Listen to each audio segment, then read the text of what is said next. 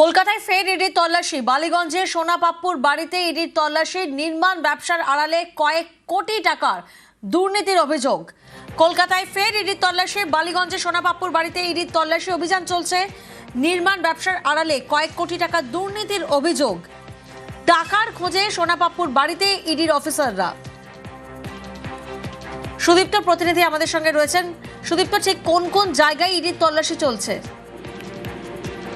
দেখো প্রিয়াঙ্কা, একেবারে সাত সকালে অ্যাকশন মোডে ইডি এমনটা বলাই চলে। কারণ হচ্ছে এনফোর্সমেন্ট ডিরেক্টরেটের যারা আধিকারিক রয়েছেন তারা কিন্তু আজকে বালিগঞ্জের জোড়া অভিযানে নেমেছেন। একটি অভিযান হচ্ছে অশ্বিনী দপ্তর রোড, যেটি বালিগঞ্জের, এবং সেখানেও কিন্তু থান এন্টারপ্রাইজের একটি বাড়ি এবং সেখানে একটি অফিসে রয়েছে থান গ্রুপ বলে, সেই অফিসে এবং নির্মাণ সংস্থা মূলত এটি।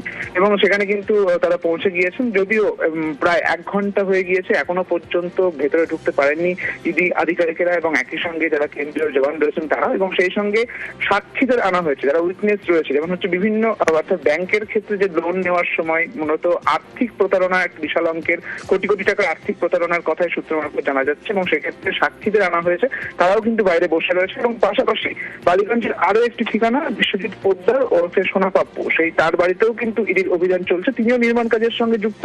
মূলত ইডি আধিকারিকরা সূত্র মারফত যেমন জানা যাচ্ছে যে ইডি আধিকারিকরা জানতে পেরেছেন যে সোনাপাপ্পুর হাত ধরেই প্রভাবশালীদের হাতে টাকা পৌঁছে গিয়েছে, এবং সেই টাকা কোথায় গিয়েছে এবং সেই বিষয়ে তদন্তের জন্য কিন্তু এই তল্লাশি বলে জানা যাচ্ছে। যদিও যেটা দেখা যাচ্ছে একদম দু জায়গাতেই কিন্তু তল্লাশি করার সময় দুজনেই কিন্তু ফেরার রয়েছে। প্রিয়াঙ্কা।